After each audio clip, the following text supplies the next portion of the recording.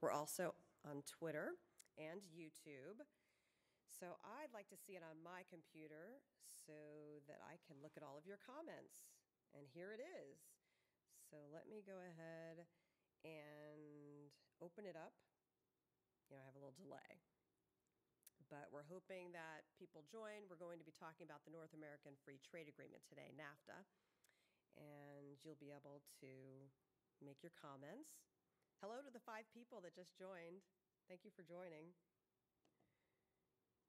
There's my full screen. So Bob Wood joined. James Price joined. Hello, Jim Price. Craig Hughes joined. Hello, Craig. Thanks for joining. Please like and share.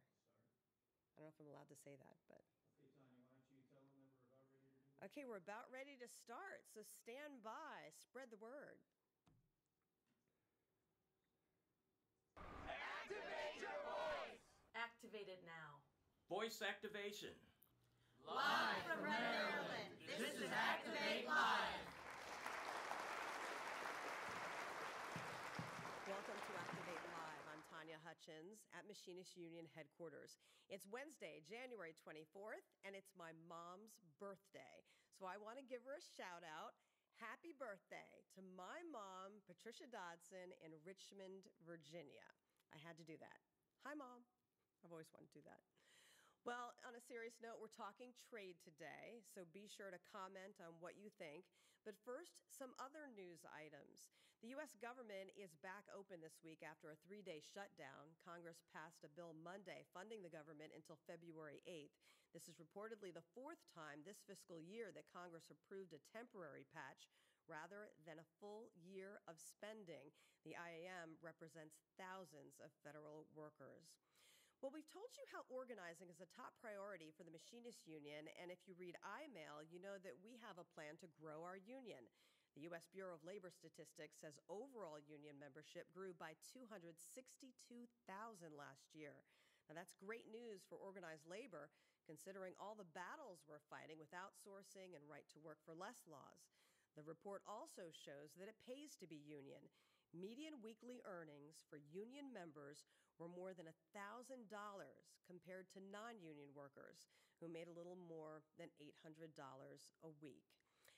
And some sad news, the real Rosie the Riveter has died at the age of 96. Naomi Parker Fraley of Washington State passed away last Saturday. Now, she wasn't known publicly as Rosie for years until some scholarly research by Seton Hall University professor James Kimball. He uncovered the fact that a newspaper photo of Fraley in 1942 most likely inspired the famous poster a year later, polka dot scarf and all. Fraley had worked at the Naval Air Station at Alameda, California, just outside San Francisco, and later became an inspiration to countless women and girls, which is why we used one of our young Rosies on the cover of our IAM journal last spring. Well, the IAM's Trade and Globalization Department develops policy and coordinates IAM activities involving international issues, and that includes examining regional and world trade agreements, like the North American Free Trade Agreement, also known as NAFTA. It's an agreement between Canada, Mexico, and the United States that was signed in 1992 and took effect in 1994. It was supposed to create jobs, but the United States ended up losing nearly 1 million, and Canada hundreds of thousands. Well, this morning, I asked the Chief of Staff to our international president his thoughts on NAFTA. Well, we're beginning our 6th round of negotiations between the negotiators of the United States, Canada, and Mexico. It'll take place over a few days in Montreal towards the end of this week. And negotiators have a lot to talk about, many things to talk about. For the Machinists Union, one of the things that's near and dear to us is, of course, the labor chapter. We've heavily criticized the labor chapter in NAFTA.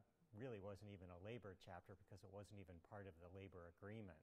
It wasn't really part of the trade agreement.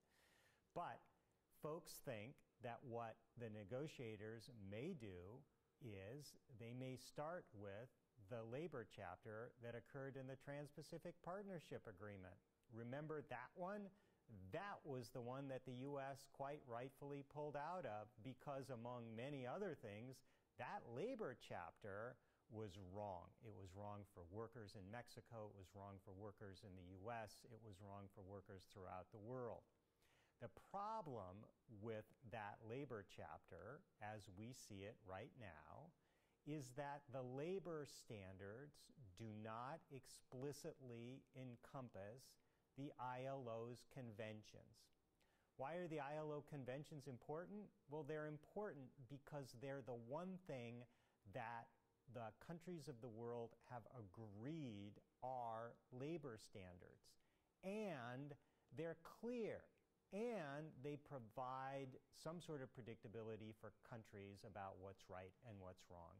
And those conventions include such fundamental rights as workers being able to form their own unions, which really is a law that is not enforced in Mexico, which is one reason why Mexican workers' wages are so low. In some places as low as $1 an hour. Sometimes in manufacturing they're paid as low as $3 an hour. And you can see when freedom of association and the right to form a union is not enforced in a country like Mexico, that wages then become artificially low based on a country's inability to enforce those fundamental human rights. Other conventions deal with discrimination, which also exists in Mexico, as well as child labor. All of those make up the core labor standards, which we argue must be part of any North American Free Trade Agreement as it is renegotiated. But we go one step further. The current labor template that existed in the TPP said, okay, we might have some principles here that countries have to honor, but it won't be a labor violation unless those violations somehow affected trade or investment.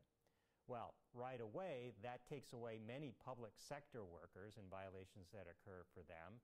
It also puts the burden on a labor party showing or demonstrating that the violation affected investment or trade. There was a case this summer called involving Guatemala under CAFTA, under the Central American Free Trade Agreement. And in that case, several union activists were heavily disciplined, and the U.S. finally filed a petition under CAFTA saying there were labor violations. There was a review panel that ultimately decided that the violations were not in a manner affecting trade and investment. And we say that's ridiculous. And in fact, the U.S. government said that was the wrong decision, but that was the decision. So that needs to be remedied. And then even if someone can show that a labor principle was violated, that a violation was in a manner affecting trade, they still have to show that the violation was sustained or reoccurring, whatever that means. So that's the third hurdle. We believe all of those hurdles have to move away, that the labor chapter explicitly reference ILO conventions, which concern all of those fundamental human rights we talked about, the freedom to join a union, the freedom to engage in collective bargaining, prohibitions against discrimination, child labor. That was Owen Herrnstadt, our Chief of Staff to the International President here at the Machinists Union. And here's a look back at an AFL-CIO news conference last month about NAFTA negotiations. We're not going to vote for a NAFTA if there isn't a dramatic change in language and in reality on the ground. This is an absolute essential part of our belief, because we've seen what has happened. If it's good for workers, we think it is good for the economy. If you raise wages for the Mexican worker, the Mexican economy will benefit. If you raise wages for Canadian workers, the Canadian economy will benefit. If you raise wages for the American economy, American worker, the American economy will benefit. The sixth round of talks began in Montreal yesterday between the three countries, and the IAM is demanding a fair deal for workers in Canada, the United States, and Mexico. We want to protect jobs and raise working conditions. Well, joining us now to tell us more is IAM General Vice President of our Canadian territory, Stan Pickthall. Stan, thanks for joining us. You're welcome. Good to be here. Well, how many members do we have in Canada, and where do they work? Well, the IAM has members from coast to coast to coast in Canada. We're larger geographically than the entire continental U.S. We have 40,000 members in Canada in all kinds of industries, including approximately 8,000 members who work in the vicinity of Montreal, primarily in aerospace. Now, what are the challenges of negotiating an agreement like this that protects workers in all three countries rather than just one? Well, in our view, it comes down to four issues. Number one is the lack of a level playing field. Number two is investor-state dispute settlement mechanisms.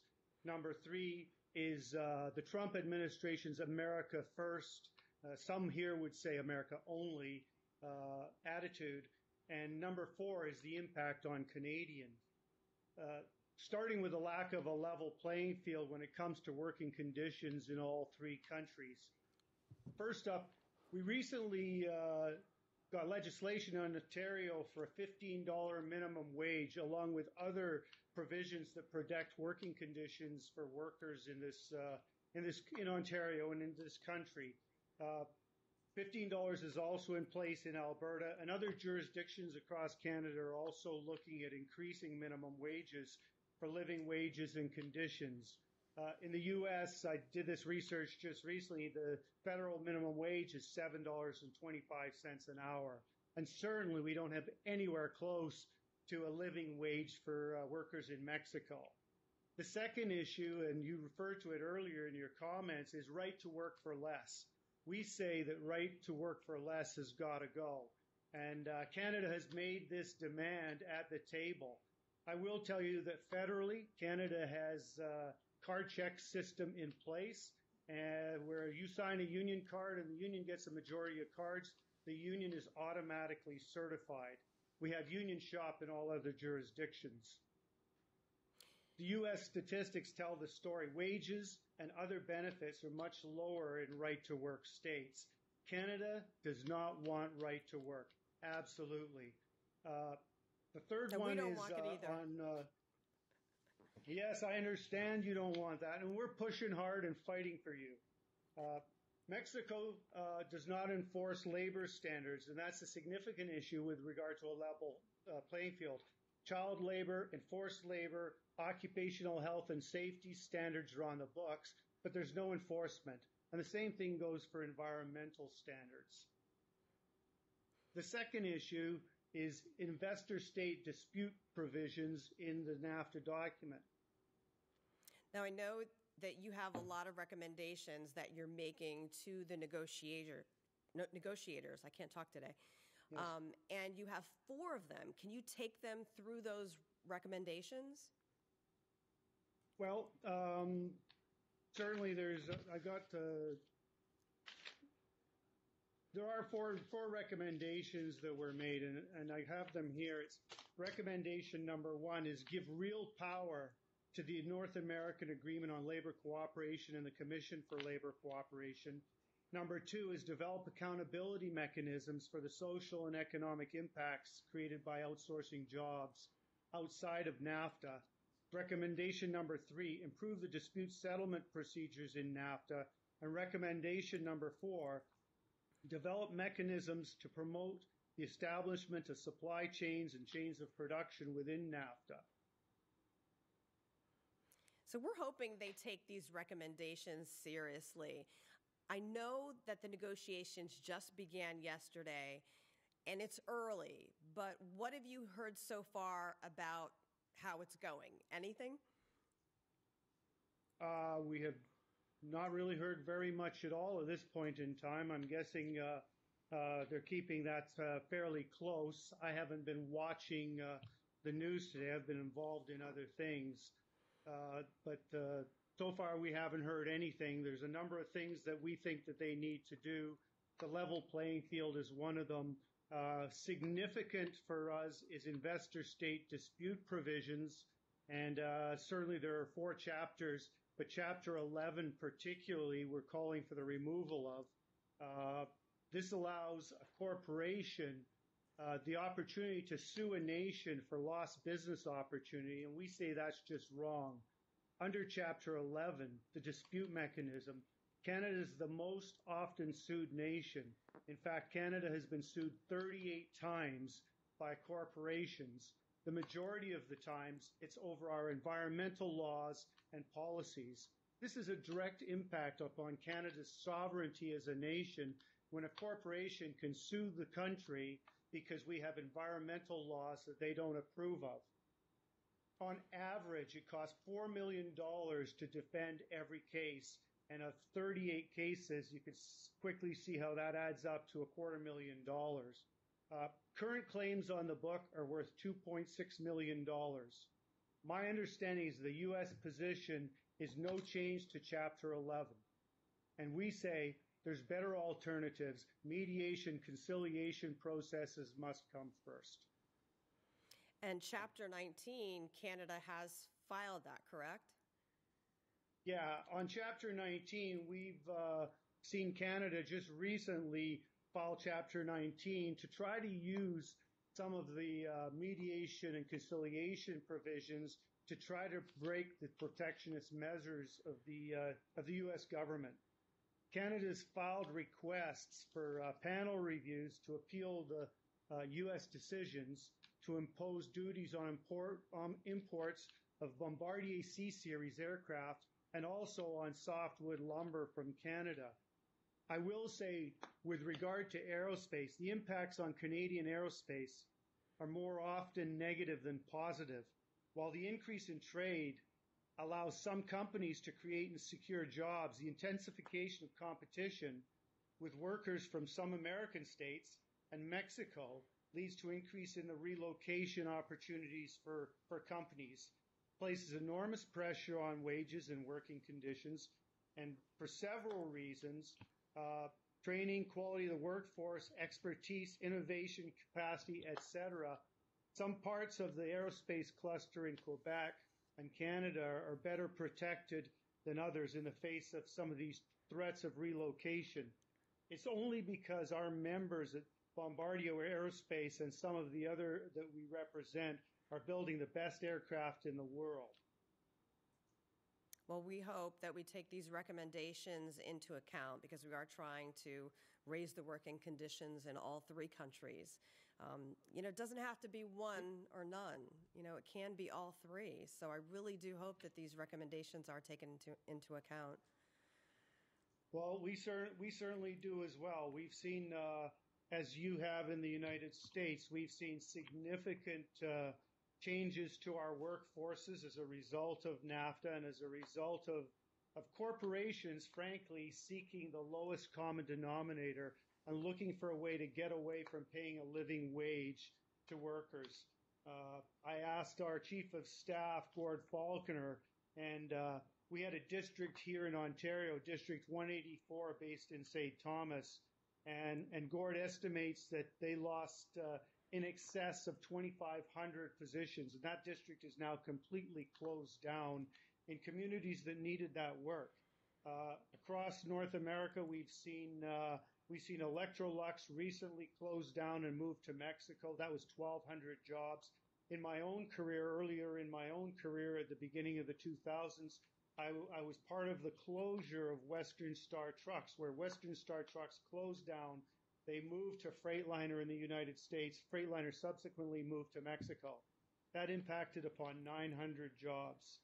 And I remember being there the day they closed it and the last day, and it was a little bit of I won't call it a celebration. It was a memorial service for Western Star Trucks. And one employee came to me, he was about 55 years old, and he was on the verge of tears. because this had been his career. He had 30 years with Western Star Trucks. He made a decent living. He'd raised his family, and he was looking forward to finishing his career in a timely way and then moving on to a satisfactory retirement. And all that was taken away from him because NAFTA and the provisions in NAFTA allowed that company to close down, move to another location, and those jobs were lost. That was one employee who talked to me. That experience is multiplied by thousands across North America. That's a great example to remind us that these are real people with real lives being affected and sometimes almost destroyed. Is there anything else you'd like to mention? Well, we'll be watching the NAFTA negotiations very closely. I know our representatives in Montreal, some of them are in meetings and having the discussions and the dialogue. We'll be watching what happens in the news. We'll be watching what happens at the hearings. And we're going to continue to meet with ministers. We've had meetings with various ministers. Certainly, we've met with them on labor standards. We've met with them on trade. And we will continue to do that to try to influence these discussions to the best of our ability. Thank you so much, Stan, for joining us, for taking the time out of your busy schedule. We really appreciate it. Great job talking to us today. Thank you. Thanks for your time. Cheers. Solidarity, Cheers. Everybody. Solidarity. Well, you can read more about NAFTA in our latest IMAIL on goiam.org. The talks in Montreal continue through January 29th, which is Monday. At least that's what it's scheduled for. We like to check our comments and at least thank the people who have joined us so far. I see Frank Saptel, and he's like, Canada does not want right to work. Stan Pickthall made that clear. Thanks, Frank, for joining us. Erland Daniels saying good information. Steve Cooper telling us great to hear Stan's comments on NAFTA. So thank you so much. We appreciate it. Jim Price earlier had commented and joined talking about federal workers. So we do want to thank everyone who is taking time not only just to watch, but to tell us what you think about the North American Free Trade Agreement, what you think about trade and jobs, and how it affects all three countries, the United States, Canada, and Mexico. And people who weren't able to watch us live, you can always watch later on with the replay, and you can still comment, and we'll still read them and talk to each other. We love it when you all have a conversation going between yourselves about NAFTA.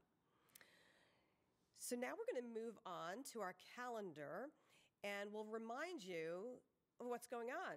Coming up, January 27th is Samuel Gomper's birthday. So we'd like to say happy birthday to Samuel Gompers. He was born in England on January 27th, 1850. He immigrated to New York City and later became the first and longest serving president of the American Federation of Labor, which is still going strong 168 years later as the AFL-CIO. Also, some important deadlines are coming up if you want to apply for scholarships. The Union Plus scholarship deadline is January 31st. That's just 1 week away, so get your applications in. They're available to union members and their children. So for more information on that, visit unionplus.org. Also, the IAM scholarship deadline is February 23rd, so you have a few more weeks, but why wait? Visit goiam.org for more information there. And Nebraska State Council of Machinists meets February 5th. And then the New Mexico State Council of Machinists meets in Santa Fe, New Mexico, February 7th through the 10th. And we just talked about college a little bit. We have a little update for you. We want to let you know that more than 100 people have registered for the current spring semester through the IAM's free college program. So check our website for more information. Machinist Union members and their families can take online classes for free. So just go to our website and you can learn all about it. And just a reminder that if you want to make sure that you see all of our Facebook posts from this page, go to our page, Machinist Union on Facebook, click on Following, and then click See First. It's that simple. Sometimes the algorithm changes on Facebook. We know that we all see these changes and you don't always see the news that you want to see. So this guarantees that you'll be able to see our news from our page by just doing those simple steps, going to our page, click on following, then click on see first. And we'll go into more detail next week and actually show you how to do it. So we'd like to thank you for joining us for this episode of Activate Live. Big thanks to our General Vice President, Stan Pickthall, representing Canada, for joining us today. And we'll see all of you next week. Please share this video so everyone else can see it.